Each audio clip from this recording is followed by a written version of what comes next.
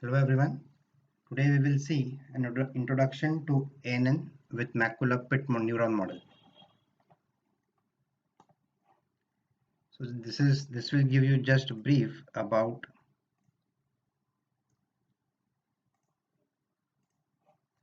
the basics behind this artificial neural network. So as you can see, there are dendrites, soma, axon, and synapse. So it is basically a biological neuron. So the function of dendrite is to receive signals from other neurons. The function of soma is to process the information.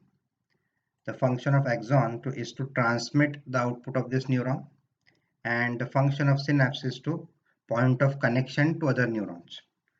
So similar to that, the artificial neural network is prepared.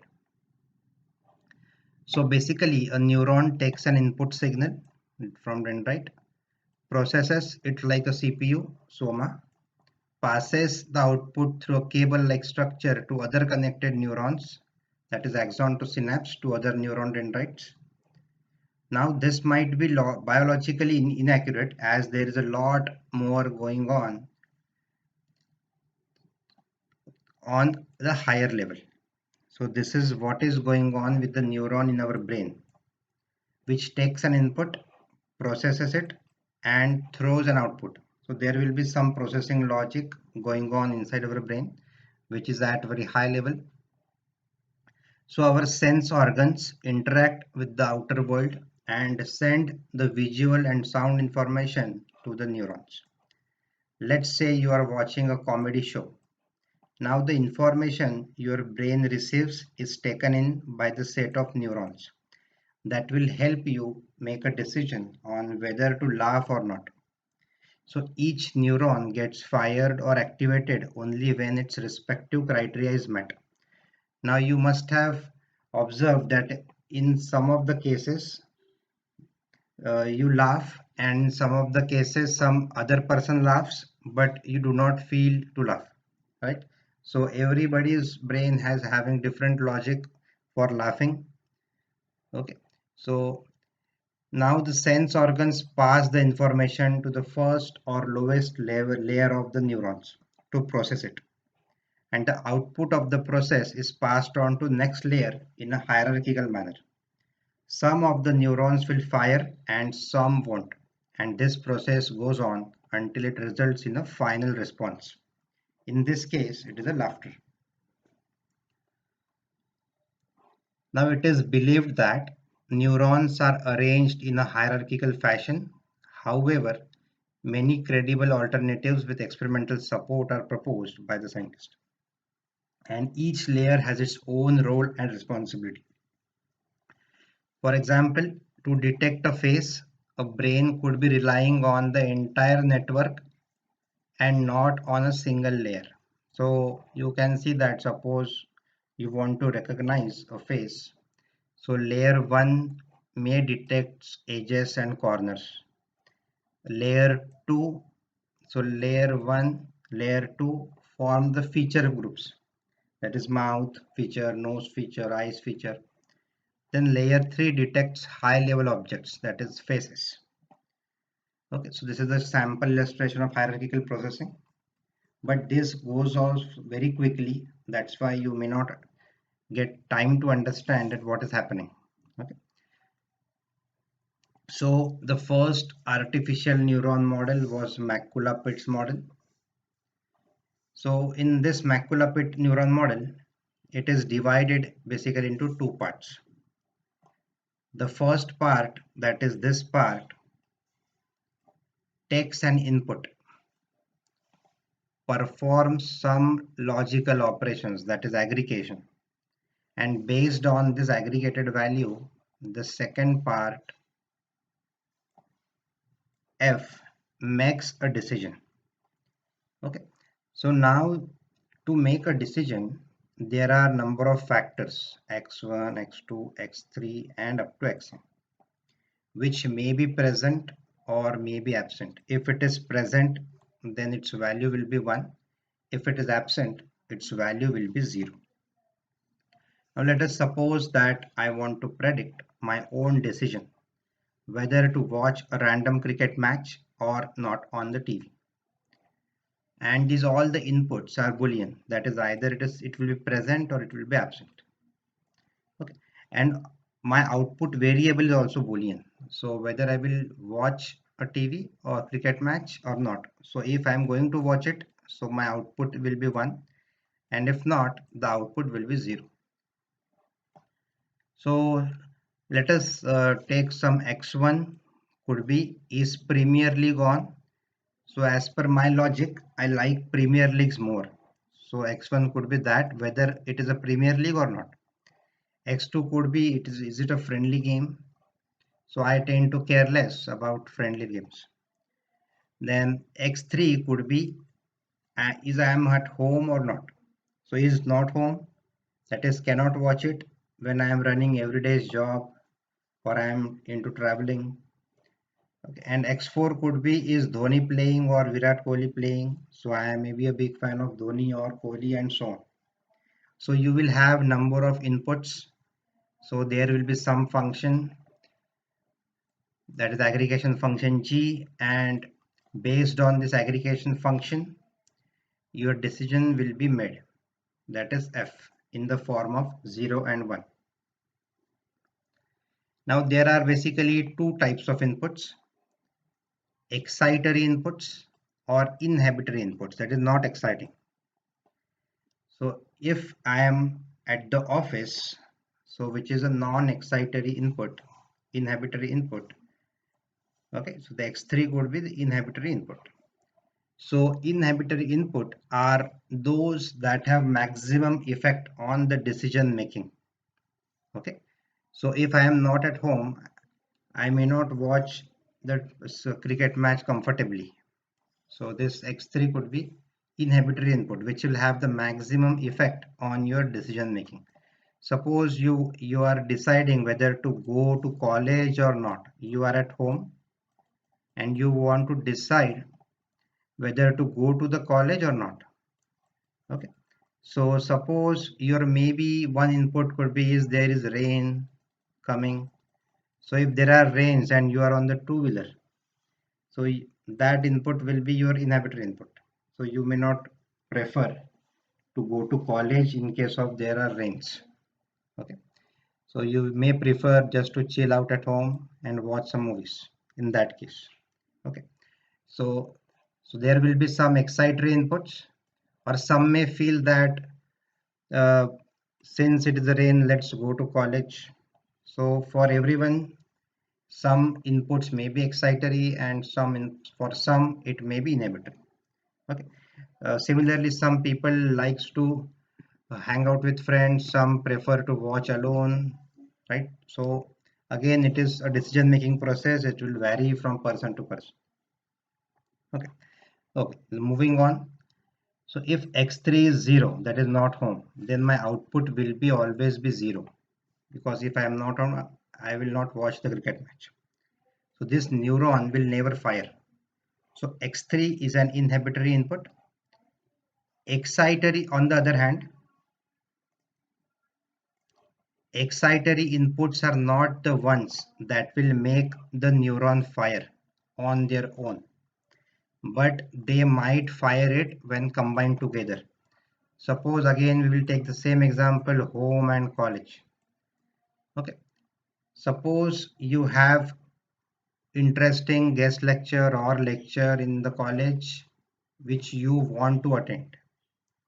Okay, but only that exciting lecture, guest lecture or interesting lecture will not force you to go to college, but it will force you only if आपने सोचा if my friend is coming. So it will be combined with some other inputs. Okay, and that will convert your decision to yes. Okay, so these are the excitatory inputs, are not the ones that will make the neuron fire on their own, but they might fire when it is combined together. Okay, so formally what is going on here is, I will just explain this over here. So you have the G function, as I already told, G and F. So g is the function of various input parameters x1, x2, x2, xn. That is nothing but the g of x, which is nothing but summation of all x of i's. So some x of i's could be 1, some could be 0, some could be 1, some could be 0, likewise. So it will be a summation of everything, all the input parameters. And ultimately your output is the function of g of x. Okay, so this, your decision will be yes if, so there is new term here, that is theta, which is nothing but a threshold value which will convert your decision from no to yes. Okay, so g of x, if you want yes as the output, then your summation of all the input parameters, that is nothing but the g of x, should be greater than or equal to that thresholding parameter. Okay, so suppose you have one condition, that is from home to college. So you will have, suppose, is my friend coming? Yes. If the canteen is open? Yes. If the lecture is there in which I am having less attendance, so there is no lecture of that. So suppose, is there submission, due date is coming up? So if it is no, so you will have the summation of all these input parameters. Suppose it comes up to be, suppose 2. Okay, so this 2 should be greater than or equal to some value, okay, to convert your decision from no to yes. So suppose if that threshold value is 3, okay, so in this case you will not go to college, because your summation of all the input parameters is only 2. Okay, so this is just the importance of this thresholding value. So in this case we can see that g of x is just doing sum of inputs, a simple aggregation, and theta here is called a thresholding parameter. For example, if I always watch the game when sum turns out to be 2 or more, the theta is 2 here. Okay, so this is called the thresholding logic.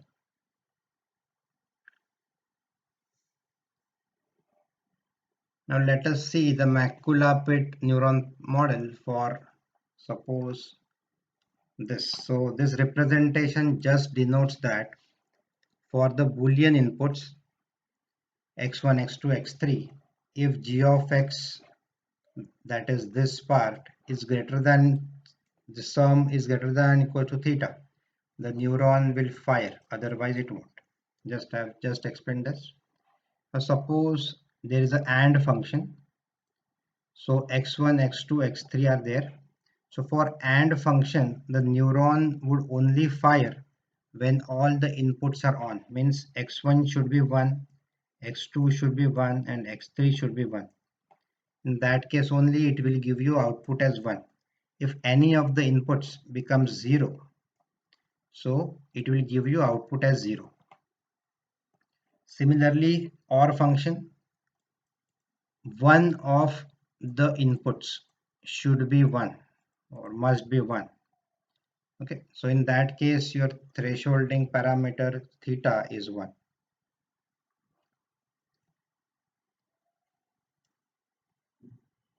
Similarly, suppose for NOR function, so for a NOR neuron to fire, we want all the inputs to be 0. So the thresholding parameter should always be 0, and we take them all as inhibitor input. So this should be 0 for NOR function, this should be 0 for NOR function. Okay, and the NOT function for NOT neuron, so 1 outputs as 0 and 0 outputs as 1. So we take the input as inhibitory input. So if x1 is 0, then only you will get output as 1. Likewise, so your thresholding parameter is nothing but set to 0. Okay, now in real life, all the inputs, let us say x1, x2, x3, may not have the same weightage. That is, for example, x1 parameter refers to your favorite lecture, and x2 refers to submission is due, and x3 suppose refers to canteen is open or not. Okay, so you can see that the submission is due is more important than canteen is open or not. Like, so similarly we have to reflect these weightages. That is, in decision making you always refer to the weightages. Some factor is more important and some factors are less important. So that's why you have to give some weightage to every factor. So similarly, we have introduced the weights here. So these are the inputs x1, x2 up to this, and these are the weights. Okay. So there will be some weights associated with each of the factor as per their importance. Okay. So here the sum you are obtaining as a g of x, that will be a weighted sum. That is, you have to multiply x1 with w1, then x2 with their weight, xn up to their weights. Okay. So only change is we are obtaining weighted sum here, and if that sum is greater than or equal to threshold value, your output will be equals to 1. So let us see.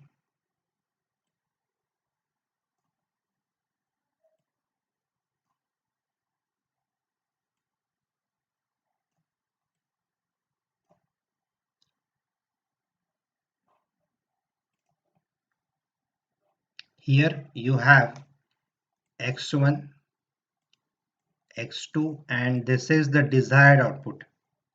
So you have x1 1, x2 1, desired output is 1. If x1 is 1, x2 is 0, desired output is 1. If x1 is 0, x2 is 1, my desired output is 1. If x1 is 0, x2 is 0, my desired output is 0. So this is basically the OR gate. You can see that if any of the input is 1, you are getting desired output as 1, and in this case it is you are getting it as 0. Okay, so let us understand this first.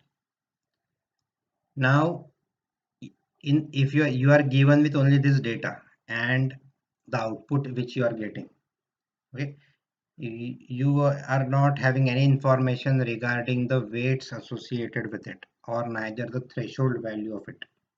Okay, so for example, if we feed this row, that is x1 as 1 and x2 as 1, so what this is, okay, I will just put it here, x1 into w1 plus x2 into w2, that should be greater than or equals to your theta. Okay, so what I will do here, because for every different logic your value of theta will change. For some cases the theta value is 0, for some cases the theta value will be 1, for AND cases, the AND gate case, the theta value is 3. So just to avoid this problem, what we will, one simply change we will do over here, we will just transfer this theta over on this side. So it will become x1 w1 plus x2 w2 minus theta should be greater than equals to 0. Means in this case, now every time in any of the conditions you have to check with theta as 0. Okay, so I will just reframe it as x1 w1 plus x2 w2 plus, I will just put it in bracket, that is plus minus 1 theta.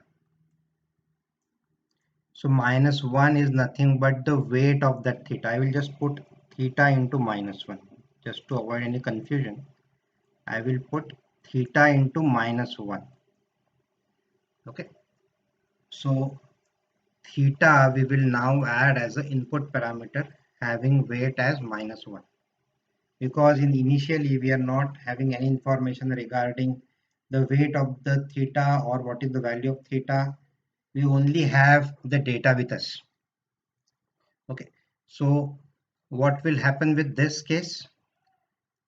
This should be greater than equals to 0, right? So we have the information of x1, we have the information of x2, and the coefficient of this theta will always be 1. The weight will change, but this theta will always remain as 1, because theta cannot be 0, because thresholding value cannot be 0. It has to be present always. So that's why the coefficient of theta is 1. So we have just changed it like here. I have just explained that the theta. Okay, this is the first row, 1 1, weight is 0 0. Okay, so aggregated sum is 1 into 0 plus 1 into 0 plus 1 into 0. So it is 0, and your theta is suppose 1 in this case. So since it is less, your output is 0. But in this case, actual output is yes. Okay. So we have just, as I've just explained, we have transferred here x1 w1 plus x2 w2 plus theta of w0. So w0 is nothing but the weight associated with the theta, and coefficient of theta is always 1.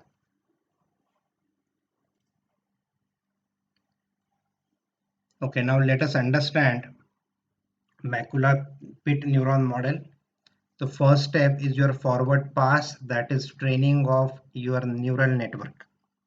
So you are given with only the x1 x2, okay, and the output which is required.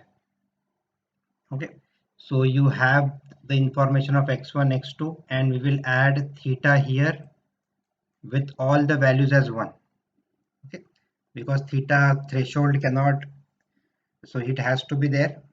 So that's why the coefficient of theta is 1, and you have the desired output which is denoted by d. So initially, for forward pass of or training of the network, neural network, we have to start with some weights which are nothing but the assumed weights.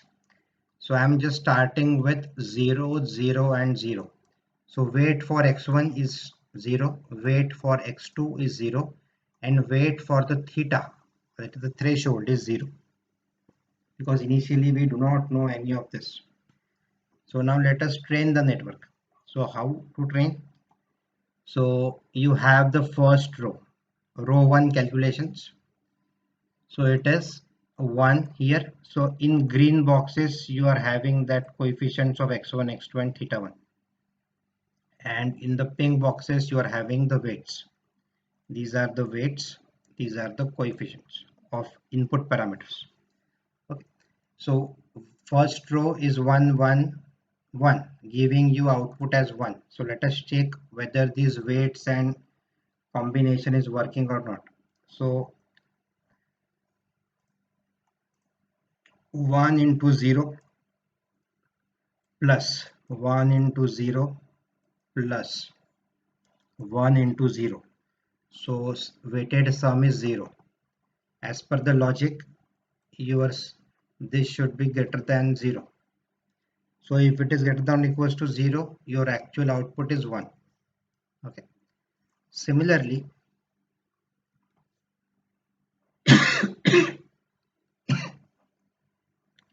let us check for the row 2.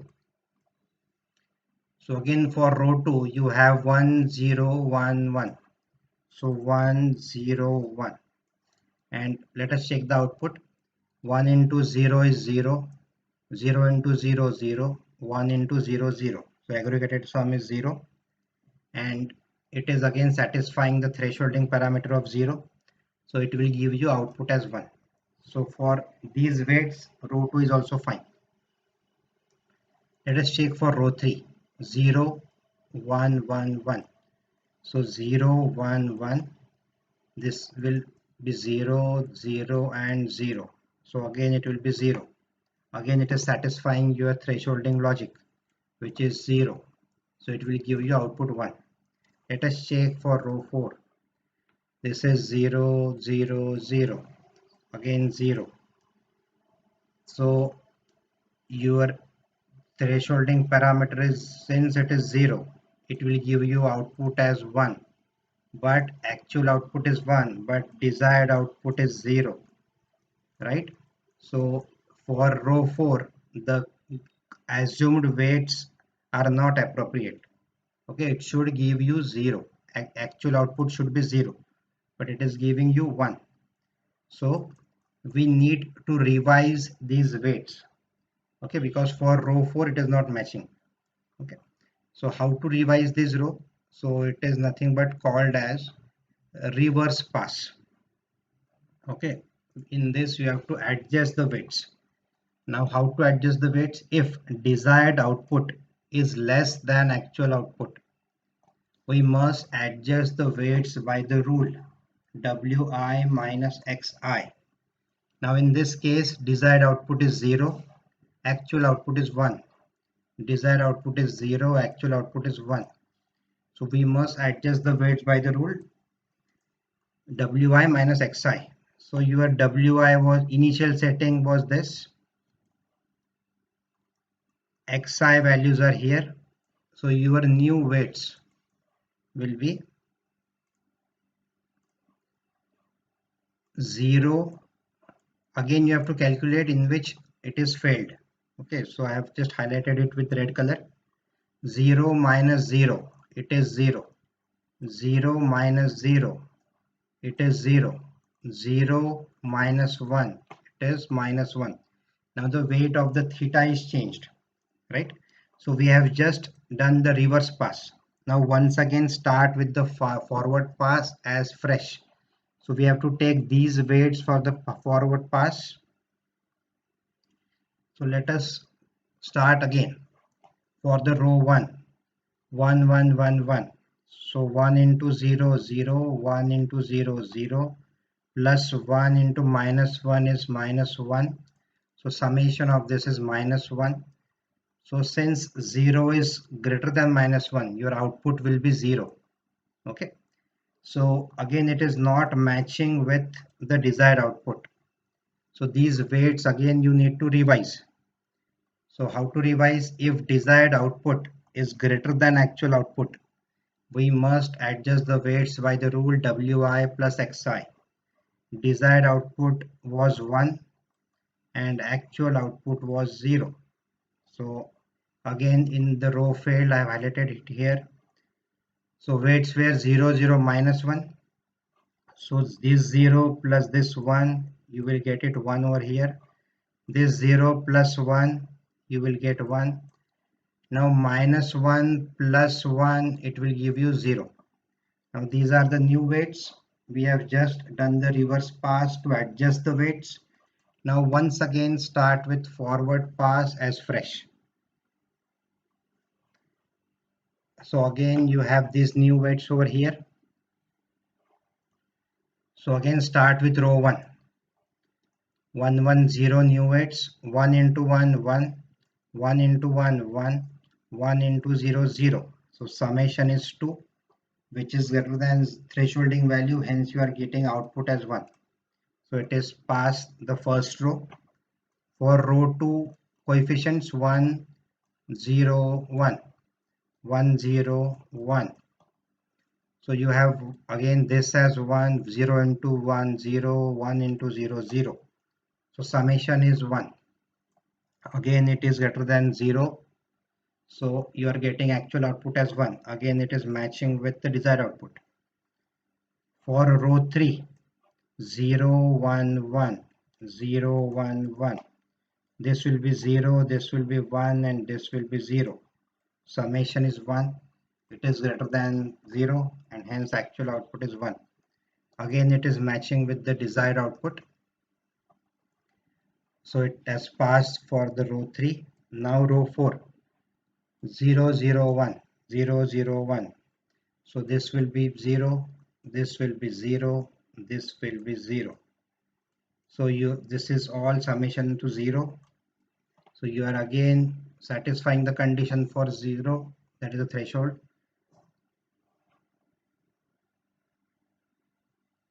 So you are getting output as 1, but desired output was 0.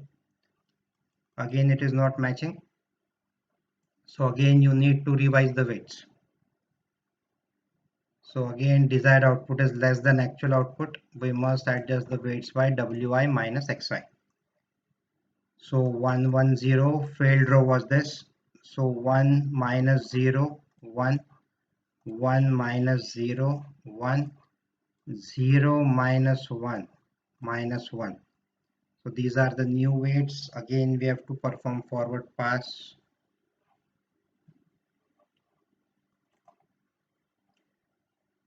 So you can see that this is 1, this is 1, this is minus 1. So summation is 1. Actual output is 1 because it is greater than 0. For row 2, this is 1, this is 0, this is minus 1. Summation is 0. Again, it is greater than your threshold value. So it is actual is 1, desired is 1. It is satisfied. Now for row 3, this will be 0, this will be 1, this will be minus 1. Summation will be 0. Again, it is greater than your threshold value. Actual output, it will give you 1. Desired output is 1. So again, it is passed. For row 4, 0, 0, 1, 0, 0, 1. This will be 0, this will be 0, this will be minus 1. Summation is minus 1. So it is not greater than your thresholding value, and hence it will give you output as 0, which is equal to your desired output, that is 0. So means your final weights of this will be 1, 1 and minus 1. Okay. So in this way, you can train your neural network, okay, to make decisions. And this was just for OR gate. You can have multiple real life data. Okay, just to know what are the weights you are giving inside your brain in real life. Okay, so I hope you have understood the basic macula pit neuron model, forward pass as well as reverse pass, to adjust the weights and to make decisions. Okay, so if you have any queries, you can send it to untwistedlearning@gmail.com. Thank you for watching this video lecture. Have a nice day.